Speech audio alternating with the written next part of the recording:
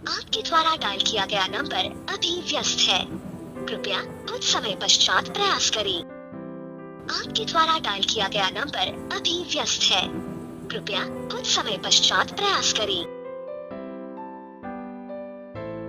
आपके द्वारा डायल किया गया नंबर अभी व्यस्त है।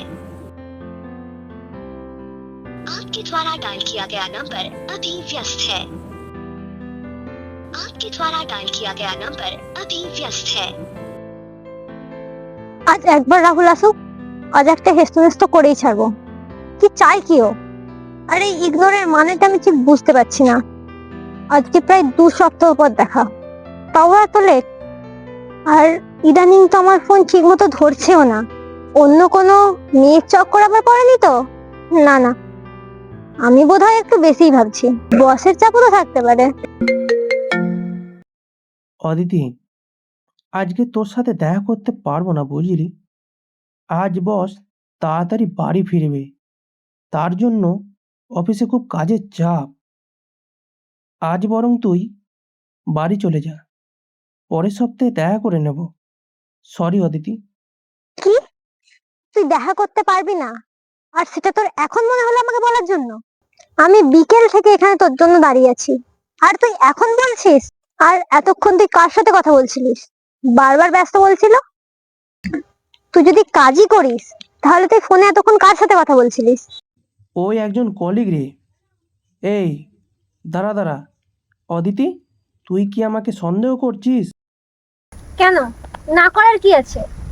আর আজ সকালে মেসেজে বললি দেখা করবি, আর এখন বলছিস করবি না। এখন তো তুই তো বলবি কলিগ আছে, কাজের চাপ আছে। এখন তুই আমাকে এত ইগনোর করতে শুরু করেছিস কেন? আর আগে তো তুই এমনটা করতিস না।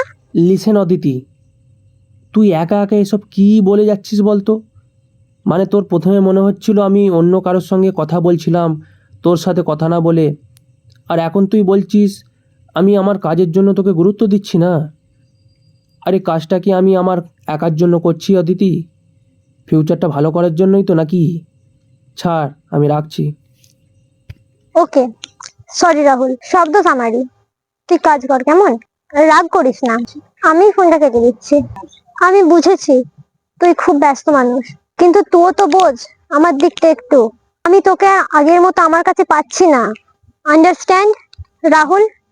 আমার খালি মনে হচ্ছে তুই আমাকে ইগনোর করছিস। ঠিক আছে, তুই কাজ কর, আমি রাখছি। তুমি কখন এলে আবার? আমি অনেকক্ষণ এসেছি রাহুল, তোমার পিছনেই দাঁড়িয়েছিলাম।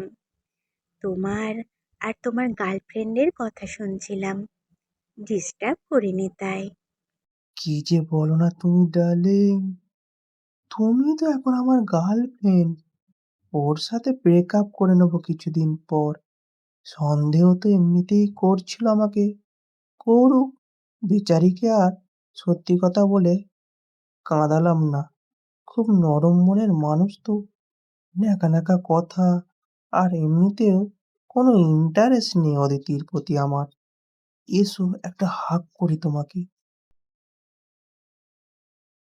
তুমি আমাকে এভাবে ঠকালে রাহুল। আমি তাহলে ঠিকই ধরেছিলাম, আমি একা একা এই সম্পর্কের বোঝা নিয়ে বেড়াচ্ছিলাম। ছি, এত বড় ভুল করলাম আমি। শুভই ঠিক ছিল আমার জীবনে, কেন যে ব্রেকআপটা করতে গেলাম।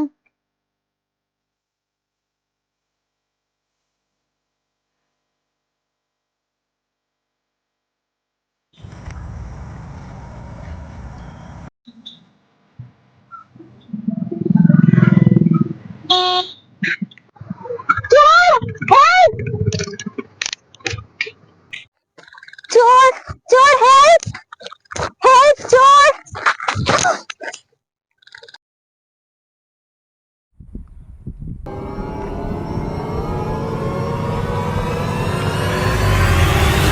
শুভ, তুই এখানে?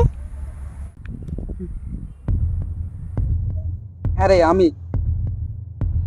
তুই এখানে এখন? সব বলছি, আগে ওঠ, আমার হাতটা ধর।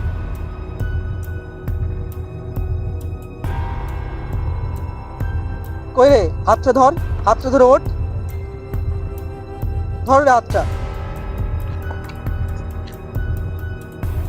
এনে ফোনটা ধর। আমি এই দিক দিয়ে ইন্টারভিউতে যাচ্ছিলাম, দেখলাম একটা লোক তোর ফোনটা নিয়ে পালিয়ে যাচ্ছে।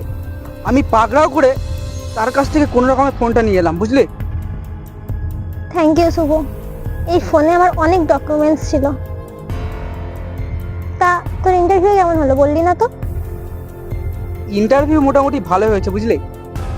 তারপর তোর খবর বল, তোর নতুন ভালোবাসা কেমন কাটছে? কিরে, কোনো উত্তর দিলি না যে? আমি শুনেছিলাম নাকি রাহুল আমার থেকে অনেক ভালো ছেলে, আমি নাকি 420 ছেলে। আমি তোকে ভালো রাখতে পারবো না, হ্যাপি রাখতে পারবো না, তাই না? শুভ, তুই আমাকে আর একটা সুযোগ দিবি? আমি তোকে আর কোনোদিনও ছেড়ে যাবো না, একটা সুযোগ দে। শুভ, শুভ, শুভ তুই কোথায়? শুভ,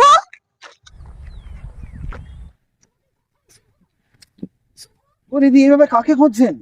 এখানে এইমাত্র একটা খুন হয়েছে, আপনি এইভাবে একা একা পাগলের মতো ঘুরছেন এখানে। সিচুয়েশনটা বুঝতে পারছেন না আপনি? এখান থেকে যত তাড়াতাড়ি পারেন চলে যান। এখানে সিচুয়েশন এখন তো আপাতত ভালো নয়, তাড়াতাড়ি চলে যান আপনি, বুঝেছেন? ভালো কথা বলছি। বড্ড দেরি হয়ে গেছে রে অদিতি, তোর কাছে আর আমার ফেরা হলো না এই জীবনে। এটা ঠিক যে একটু আগে আমি ওই চোরটা চুরি করা ফোনটা তোকে এনে দিতে চেয়েছিলাম, কিন্তু আমার আর ফেরা হলো না। চোরটাকে মারবার সময় ও আমার বুকে লুকোনো একটা ছুরি বিধিয়ে পালিয়ে গেছে। আমি আমি আর বেঁচে নেই। অদিতি, অদিতি, এবার থেকে তুই একটু সতর্ক থাকিস কেমন? এরপর থেকে বুঝলি, ভুল সময়ে বুঝতে হয় না, ভুল সব কেড়ে নেয় আমাদের থেকে।